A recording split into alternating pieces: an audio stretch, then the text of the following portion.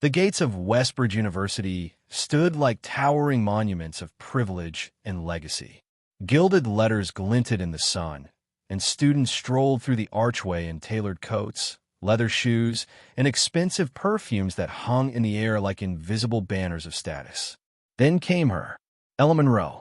She stepped off the bus with her arms tightly folded around a second-hand satchel, her sneakers scraped and peeling at the toes, the soles worn uneven from years of walking instead of riding.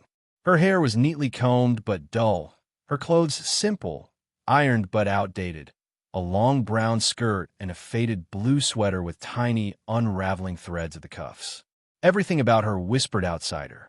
As she approached the admissions hall, the laughter began, not cruel at first, just the kind that slithered from smirking mouths and flicked from manicured fingers as though brushing away a stain. Did she get lost on her way to the community college? Is she seriously presenting that bag? Look at her shoes, oh my God.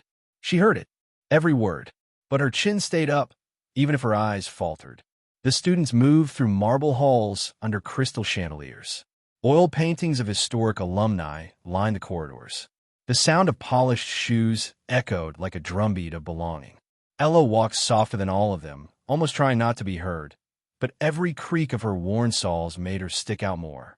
It was orientation day, and the grand hall was buzzing with energy. Students mingled, name tags flashed gold, silver, platinum. They were sorted by legacy, donations, and achievements. Ella's name tag was paper. Handwritten, she found a corner and sat on the edge of a velvet bench, watching, clutching her welcome folder like it might fly away. She was trying to disappear when a tall girl with red lips and expensive curls sauntered over. "You must be Ella," she said, reading the tag with exaggerated curiosity. "Did you print this at home? That's quaint." A boy beside her laughed. "She looks like she walked in from a thrift store." "You must be Ella," she said, reading the tag with exaggerated curiosity. "Did you print this at home? That's quaint." A boy beside her laughed. "She looks like she walked in from a thrift store catalog." Ella blinked, smiled softly, and whispered, "Nice to meet you." "Adorable," the girl mocked, rolling her eyes. The dean took the stage, tapping a golden cane on the mahogany floor. "Ladies and gentlemen, before we begin our year, one brave student from the incoming class has been asked to share a personal story, a speech that captures their journey here." Ella's stomach turned. Her heart dropped. She had agreed months ago, back when acceptance had felt like a miracle, not a trap. Back when she thought her words might matter. And now here? The dean glanced down at the list. "Miss Ella Monroe, please come forward." Laughter rippled through the room. The tall girl gasped dramatically. "She's the speaker? Oh, this is going to be precious." Ella's legs didn't want to move. Her folder slipped from her lap, papers scattering. The boy snorted. "She's already falling apart." She gathered her things with trembling fingers and rose. As she walked toward the podium, the elite world around her pulsed with disdain. She could feel it, the way their eyes pierced, the way even the staff raised polite eyebrows, uncertain of what someone like her could offer. She reached the front. The lights were hot, the room deathly silent. She unfolded her paper. Her hand shook, and halfway through the first line, she stuttered. Her voice cracked. She gasped, heart racing. Words blurred. From the back, a loud snort. "Oh no, she's broken." Laughter followed. Her paper slipped. Silence again. She stood there, empty-handed, alone in front of a crowd that had already decided she was nothing. And for a second, just one heavy, dreadful second, she believed them. Ella's chest rose and felt like a storm was inside her. Her mouth felt dry, her throat a knot of panic.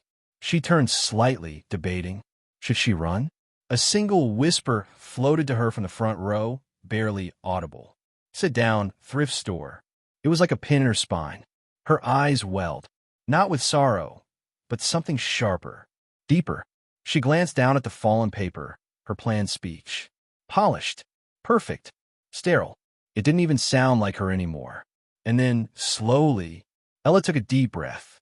She stepped away from the microphone, took off her satchel, and looked up. "I'm not who you expected," she began, her voice still soft, but steady now. like a flame refusing to be snuffed out. You looked at me and saw a mistake. Someone who doesn't belong. Someone who should have never stepped past those gates. Silence. You saw my shoes and laughed. You saw my sweater and cringed.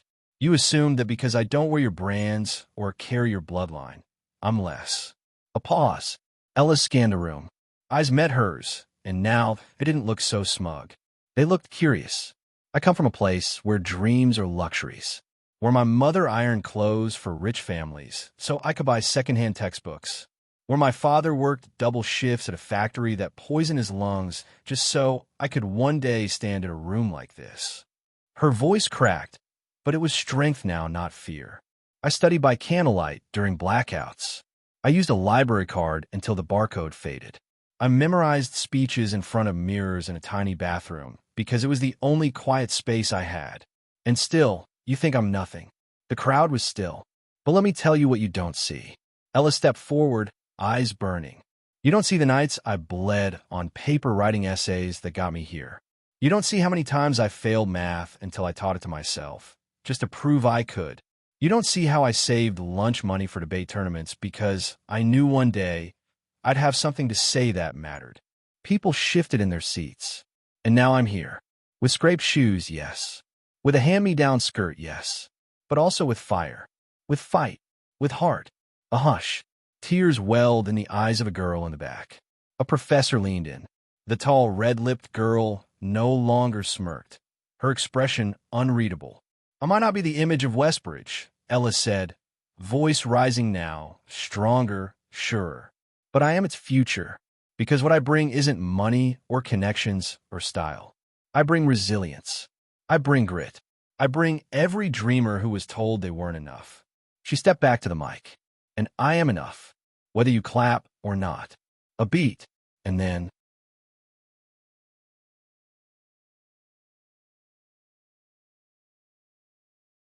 It started slow, a single pair of hands clapping from the back row.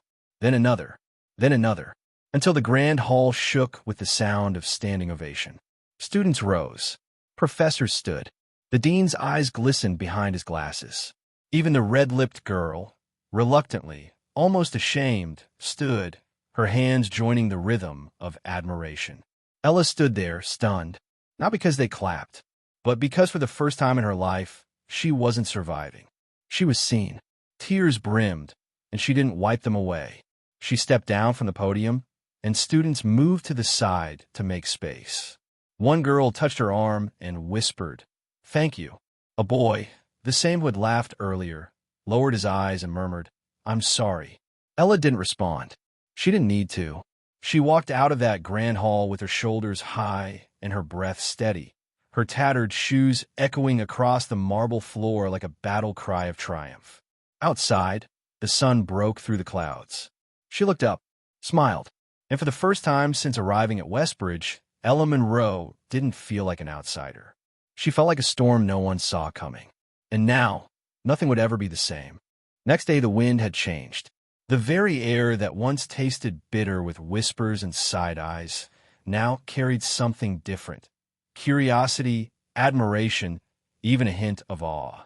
It had been 3 days since Emma's speech silenced the entire auditorium. 3 days since her trembling voice cracked open the hearts of everyone who once mocked her. And now, the girl who once hid behind the vending machines, clutching her lunch in secret, walked through the gates of the college again. Shoulders back, eyes forward, her same scraped sneakers hitting the polished tile with new weight. She hadn't changed her clothes. She didn't need to. She was still Emma, the simple girl from the quiet neighborhood with a secondhand backpack, a thick stack of library books, and a soft voice. But somehow, without changing anything on the outside, she had become someone they all wanted to know. As she crossed the courtyard, heads turned, not with sneers, not with smirks, but with wide eyes and uncertain glances. People who had once called her charity case now nudged each other and whispered like they were in the presence of someone famous. "Is that her? The speech girl. She's actually kind of beautiful up close." Emma kept walking, unsure how to respond. Her heart pounded against her ribs, not from fear, but from disbelief. Was this real? Could cruel stares, truly turn into smiles? "Hey, Emma," a voice called. She turned to see Jessica, the same girl who had once laughed the loudest when Emma tripped on orientation day, jogging up beside her. Jessica's glossy lips parted into an awkward smile. Listen, I just wanted to say your speech really hit me. Like, I didn't realize. I mean, we're just joking, but..." Emma simply nodded. "Thank you," she said, her voice soft but steady. Jessica shuffled, biting her lip. "Also, I was wondering if you wanted to come sit with us during lunch. No pressure, I just thought it might be cool. You know, to hang out." Emma blinked. Her throat tightened, but she swallowed the emotion down. She offered a kind, small smile. "Maybe another day." Jessica looked surprised, then nodded quickly. "Yeah, totally. Whenever you want." Doors opened, and then it began. A boy from her literature class dropped by her desk with a coffee, stammering that he didn't know how she liked it, but, "You looked tired yesterday, and I thought you might need this." Two girls from the drama department asked if she'd help them craft a monologue as powerful as yours. A group invited her to join a debate club. Another offered to partner for a project, something no one had done before. Every hallway she walked felt like a stage. Not the kind where people waited for her to fail, but one where they leaned forward, eager to see what she would say next. It was overwhelming, and yet Emma didn't let it go to her head. She still sat in her usual corner in the library, still read her dog-eared books during lunch, still wore her hair in a simple braid with no makeup. But now others joined her, not out of pity, but respect. Some apologized, genuinely. The girl from the auditorium who had shouted, "She's gonna cry," approached her slowly one afternoon. Her eyes were red.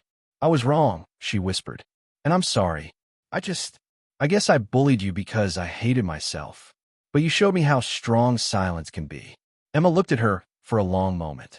Then she said, "Thank you. That means a lot." And she meant it. But not everyone was cheering. In the shadows of the hallway, a few faces still watched with arms crossed. People who didn't like that the quiet girl had flipped the script. But even their silence now was rooted in caution, not cruelty. She had become untouchable, not because she was feared, but because she was finally seen. In one moment of raw honesty, she had cracked open the polished surface of an elite college filled with pretenses and revealed what lay beneath. The aching insecurities, the masks, the loneliness that everyone tried to hide. She gave others permission to be real. And in doing so, they saw her as something more than the girl with old shoes. They saw her as a force. Weeks passed. Emma was asked to speak at another student forum. She agreed, but only if others could speak too, others who had stories like hers. She didn't want to be a symbol. She wanted to be a bridge. And so, she stood once more in front of a crowd.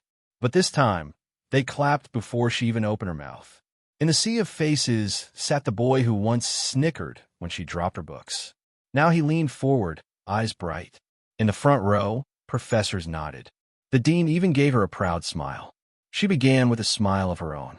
"I thought coming here meant I had to be someone else to matter. But I was wrong. I just had to be me." The auditorium fell silent. Not because they doubted her, but because they believed. Because in her quiet courage, Emma had given them all something they didn't know they needed. Permission to be human. And as she stepped down from the podium, thunderous applause followed. Not the kind that fades quickly, but the kind that lingers in the heart. That changes people. That echoes forever. Never underestimate the quiet ones. Behind humble clothes, trembling hands, and scraped shoes might lie a strength the world has never seen. True courage is not loud. It's steady, it's enduring. And sometimes the most powerful voice in the room comes from the person everyone doubted. Kindness, resilience, and authenticity will always rise above cruelty and arrogance. If this story moved you, if you believe in the power of the underdog, then don't forget to like, share, and subscribe to our channel. We bring you real emotions, powerful tales, and unforgettable moments every single week. Hit that bell icon so you never miss a story that might just change the way you see the world. Because sometimes all it takes is one voice.